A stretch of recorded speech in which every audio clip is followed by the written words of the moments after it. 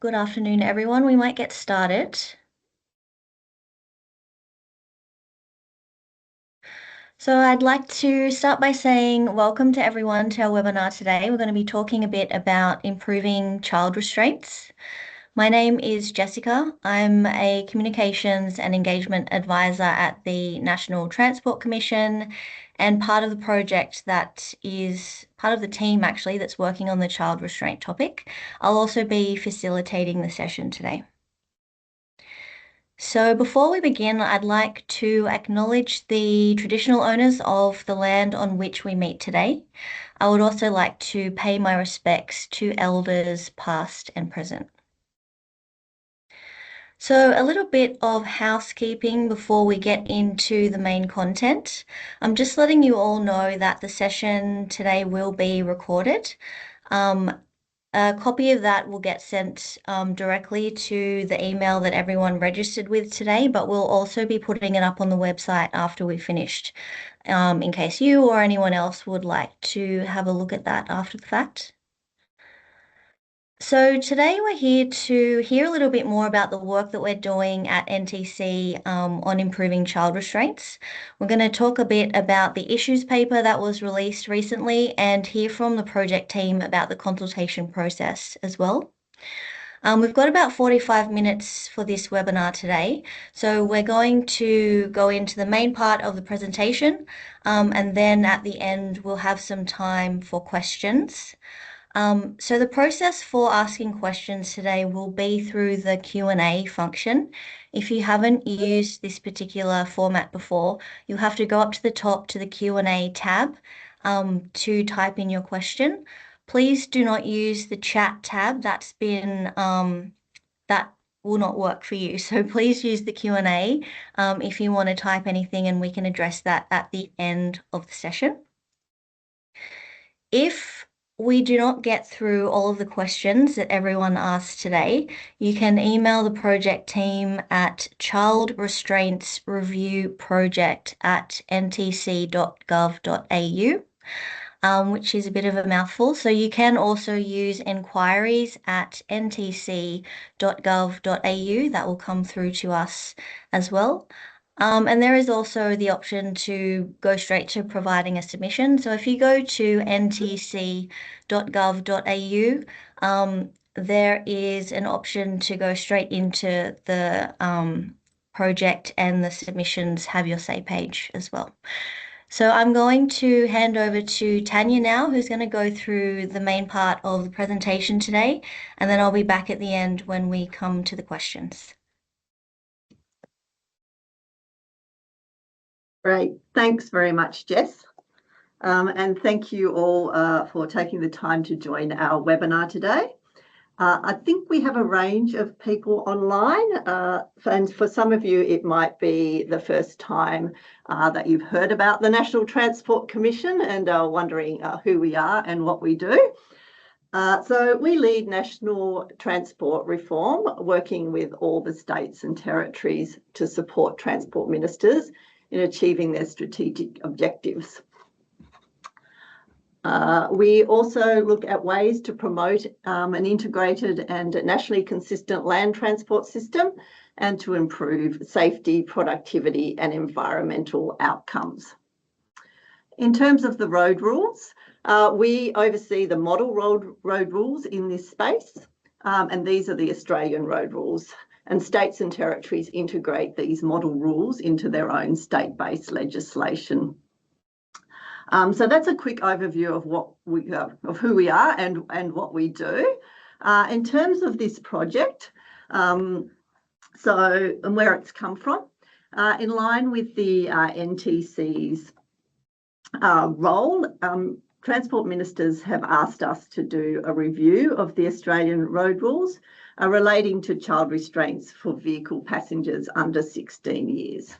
So that includes rules for using infant capsules, child car seats and booster seats, children using adult seat belts, and also front seat travel, as well as rules for children who can't use the standard approved child restraints because of a medical condition or disability.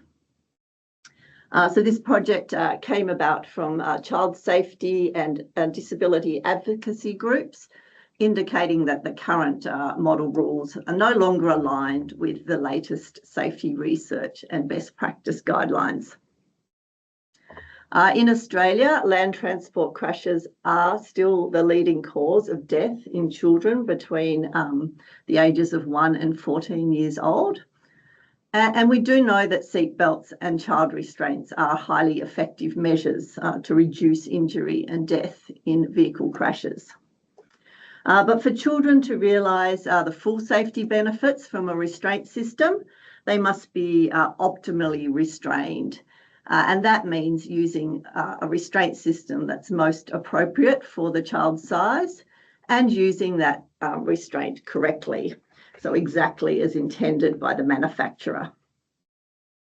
It has been 15 years since the introduction of the current minimum restraint requirements in the rules. And since then, there have been significant advances in child restraint design, as well as in the research and evidence-based recommendations. So this has resulted in a gap between what is the current minimum legal requirements and what is now considered best practice. We also know that legislation, guidance, educational activities, awareness campaigns and enforcement all play an important role in ensuring the optimal use of child restraints. So therefore, addressing inconsistencies and gaps between the legal requirements and best practice is essential to supporting drivers to choose the safest option when transporting children. So out of this review, we are wanting to develop rules that are safer, easier to understand, and offer a better level of protection for all children. And moving on now to the issues paper. So we recently released this issues paper at the end of October, and I hope some of you have had the opportunity to have a look at it. This paper explores some of the key issues with the current rules and looks at some of the potential changes that could be made to the rules to address these issues. From this stage of the project, we are seeking feedback from the public on whether we've got the issues right, if there's anything we've missed, and also to get input into the potential solutions to help us shape the options that we take forward to the next stage of this project. So what I'm planning to do today is to give you an overview of the key issues covered in the paper and touch on some of the potential options that we're seeking input into as part of our submissions process. And then I will hand back to Jess for the Q&A session if we have questions from the group. So the issues paper, what does it look at? There are 4 key areas that we are seeking feedback on.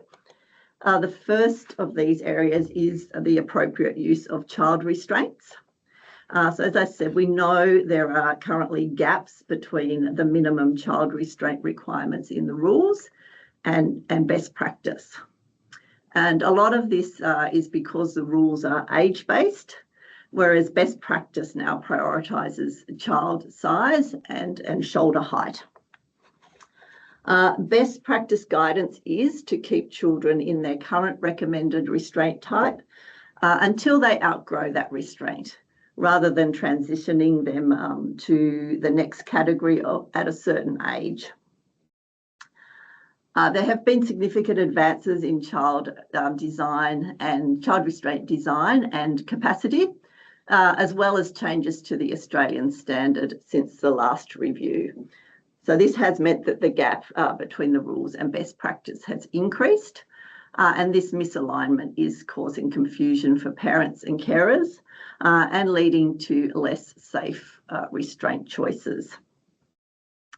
The other issue relating to appropriate use is that the evidence is showing that incorrect use and installation of restraints is also quite common. And as I mentioned at the start, so for children to get those full safety benefits from a restraint system, they must be optimally restrained. So this means not only using the restraint that's most appropriate for the child's size, but also using it correctly. And is exactly as intended by the manufacturer. To address these issues, we've put together potential options in the paper. And these options aim to encourage keeping infants and children rear-facing for longer, also keeping children in car seats and booster seats for as long as they fit in them, and providing more clarity around correct installation and use of restraints in the rules. So we want to have future rules that really align with safety best practice and support better public education. The second key issue covered in the paper is the use of adult seat belts and seating position or front seat travel. So evidence shows that children should only transition to using adult seat belts when they can achieve a proper fit. And that is usually around the age of 10 to 12 years old. Evidence also shows that children up to the age of 12 years are safer in the rear seat. So best practice does recommend keeping children in boosters or car seats until they outgrow them and they can get that good seatbelt fit, which is measured by the 5-step test. And best practice also recommends that children under 13 years old sit in the rear seat to minimise injury risk. This is an area where there is a significant gap between best practice and the minimum requirements in the rules. The rules currently allow children to use an adult seatbelt and sit in the front seat from 7 years old. We now have updated booster seats and car seats designed for older children, and this does provide an opportunity to reduce this gap. We have outlined a number of different options in the issues paper, including options for increasing the minimum age for using a seatbelt, looking at incorporating a version of the 5-step test into the rules, and also setting a minimum age for front seat travel. So again, we want to have these future rules that align with safety best practices and support better public education, but that are also practical and easy to comply with.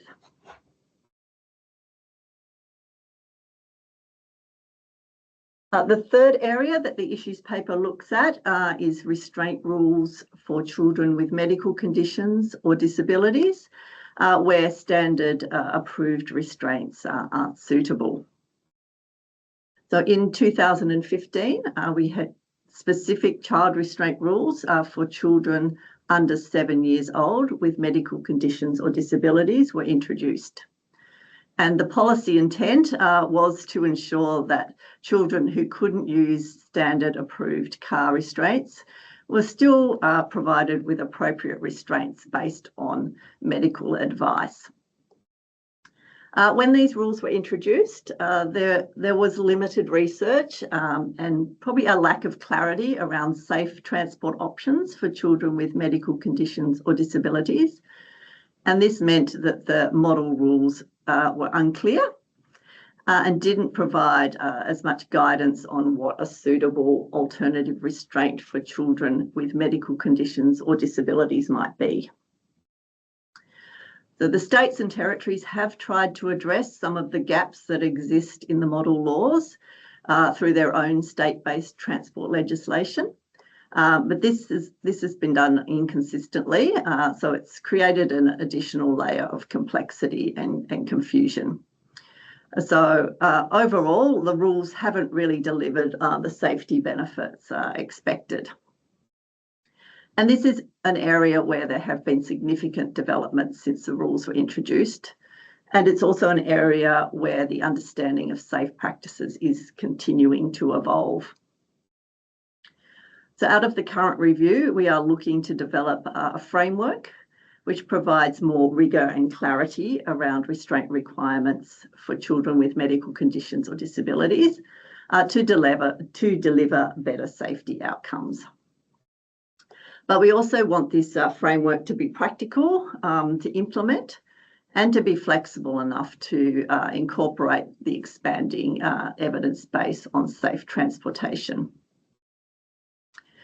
The issues paper outlines a draft framework which covers elements such as defining prescribers of alternative methods of travel, and that would include suitably trained allied health professionals, and allowing these prescribers to issue an exemption from standard Australian rule requirements, and this would complement the existing pathway of getting a medical certificate from a doctor, and also looking to define approved alternative methods of travel and requiring these to be used as a condition of the exemption requirements. We're seeking feedback from the public on this draft framework to see if it will achieve the better outcomes that we're looking for, and also if there are any barriers or potential unintended consequences that might come from implementing something like the draft framework.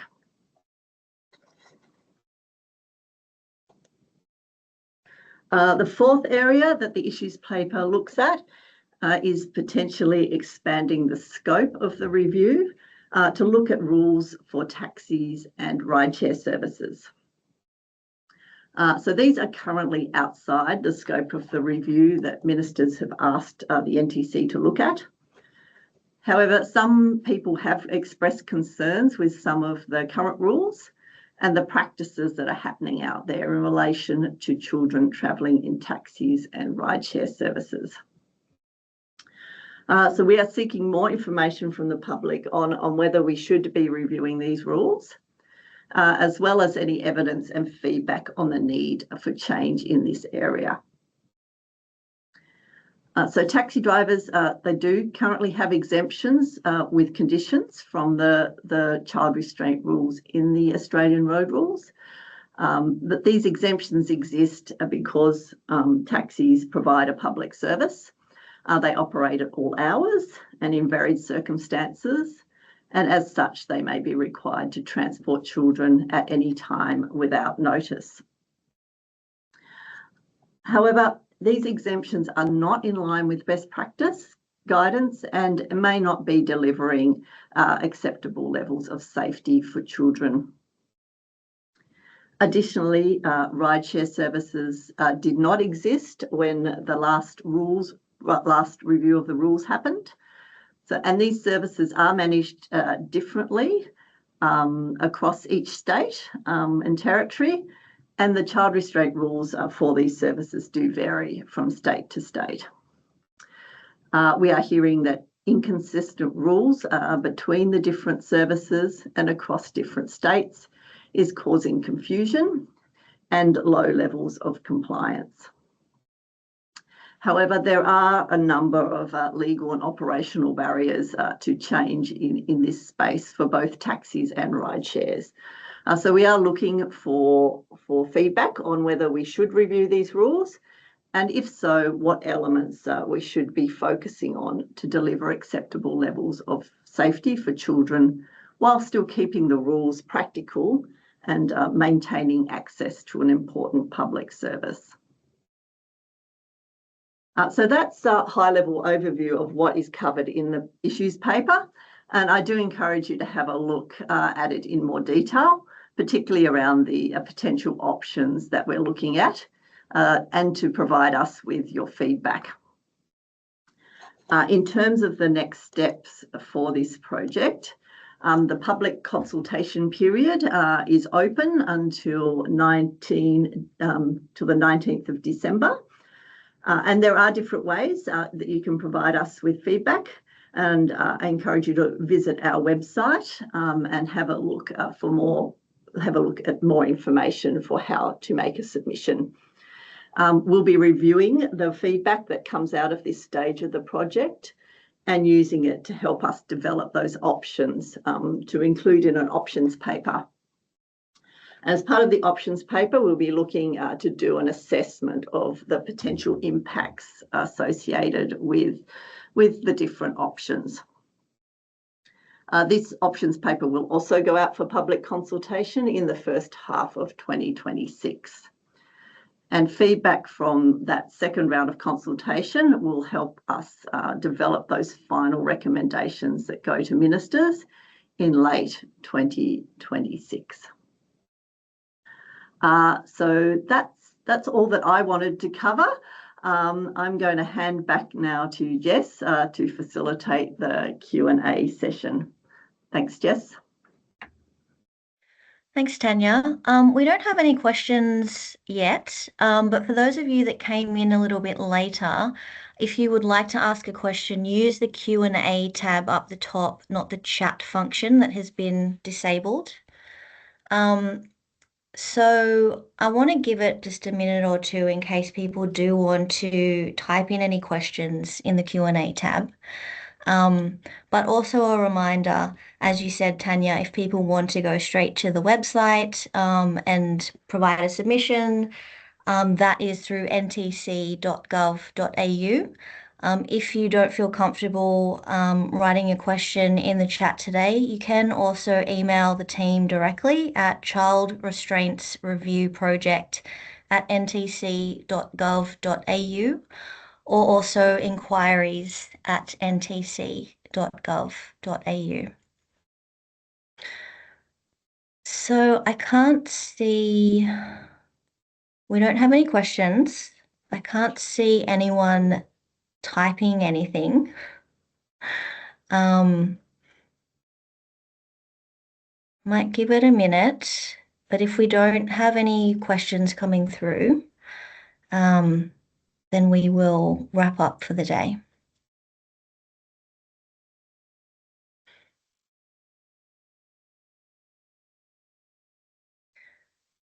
Did you have any kind of last details you wanted to add, Tanya? No, nothing from me. Just, yeah, please give us your comment.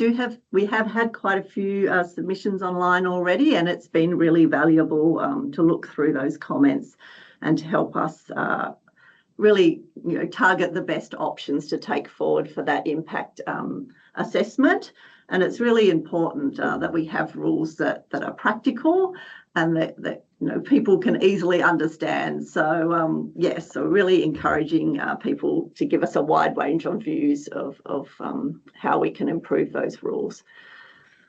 All right, so I've got some questions coming through. The first one is, why have there not been comments on adoption of mandatory safety systems that are now standard in vehicles? These being implementation of seat occupant sensors and buckle sensors. In the child restraint space? I assume so, yes. I might have to take that one on notice if that's okay, Jess. Sure. We haven't, so in terms of the how the laws are structured, we don't do the vehicle modification side of things in the Australian road rules, but that is an area that we are looking at in another part of the NTC projects and how they interact, particularly in the disability and medical conditions space. Okay, so I have a question from Catherine. Would you consider removing ages as a guideline and just having size and height as a guideline? A lot of people stop using restraints when their children reach the listed age and don't consider their size. Thanks, Catherine. Yes, that's a really good point. So the reason that we do have age in there at the moment is that it is easy for people to understand, and the evidence show that people were often more familiar with their child's age rather than their height and size. Things that have changed since the current rules were brought in is that now the Australian standard for child restraints requires all restraints to have size markers, so shoulder height markers on them. So now it is it is possible to actually visually see whether your child fits in a certain restraint. So ages are still there to give people an idea of how that restraint might apply to their child. But yeah, the actual shoulder markers are the better measure of fit for a child. So we have put some options in the issues paper that is exactly that, looking at whether we just have size rather than age, and if that is confusing, or if we have a combination of both. So I think we'll be taking options forward for both of those and looking at the analysis to see which is likely to have the best effect. Yeah, I have a question from Michelle. There seems to be a gap between the law and how it is enforced. Will the way the law is enforced be part of this process?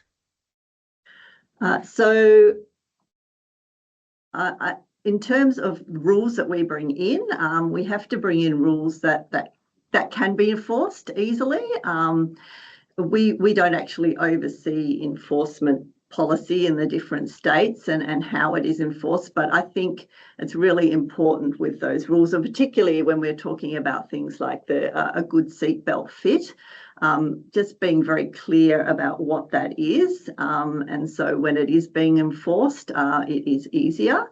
And I think that's also been possibly in the past a reason why age has been used rather than height and size. But yes, it will be something that we will look at in terms of making sure we've got all those levers working. So legislation is only part of it. Education is a large part of it, and enforcement is also a large part of making sure that children are being restrained correctly. Okay, thanks, Tanya. I've got a question from Stephanie. Is there anything within the consultation that addresses the need for a belt gate for some vehicles, where the seatbelt does not lock in and hold the car seat firmly to the car? From experience, a kid-safe car seat installer provided us with this information, but I'm not sure that it's a requirement. So I think in terms, I have to say, I don't know the details of that particular piece of equipment, but in terms of what's in the law at the moment, it does require a seat to be properly fastened and installed, but there isn't a lot of clarity around that. So that is an area that we're looking at, and if that is supplied with the seat itself, then yes, it would be part of the restraint. If not, I think it falls into the category of accessories, and that is an area that we're looking at tightening up a little bit.